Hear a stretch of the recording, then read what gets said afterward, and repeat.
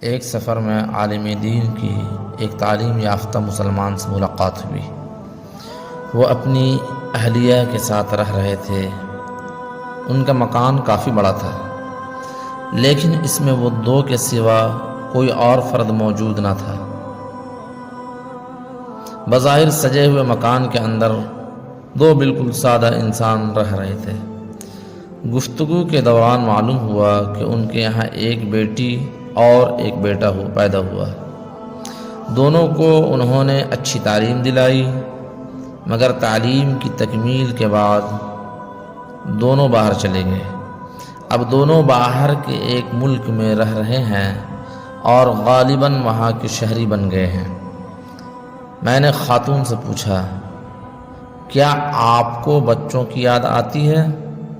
انہوں نے کہا کہ ہم یہ سوچ کر خوش ہو جاتے ہیں کہ ہمارے بچے جہاں ہیں وہاں خوش ہیں۔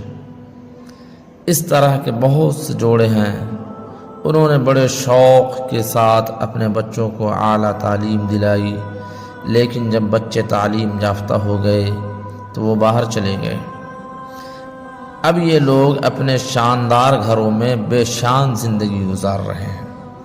ان کے پاس گزرے ہوئے دنوں کی یادوں کے سوا اور کچھ نہیں ہے۔ یہ کہانی اکثر ان لوگوں کے ساتھ پیش آ رہی ہے جو پیسے کے اعتبار سے خوشحال سمجھے جاتے ہیں۔ ان لوگوں نے پیسے کما کر بظاہر اپنے لیے ایک کامیاب دنیا بنائی، لیکن جلد ہی ان کی امیدوں کی دنیا اجڑ گئی۔ اس کا سبب یہ ہے کہ انہوں نے اپنی زندگی کا کوئی مستقل مقصد نہیں بنایا تھا۔ ان کا واحد مقصد بچوں کو خوش کرنا تھا۔ بعد کو جب بچوں نے ان کا ساتھ چھوڑ دیا تو ان کے سامنے زندگی کا کوئی نشانہ باقی نہ رہا۔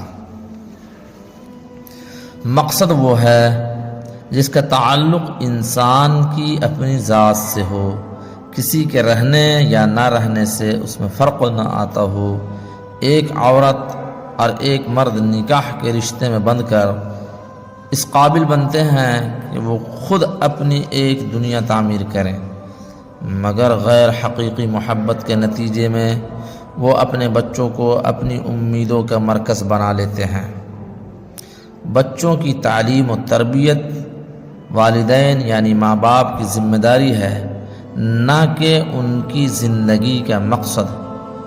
والدین یعنی ماں باپ اگر اس فرق کو سمجھ لیں تو وہ اس کے مطابق اپنی زندگی کی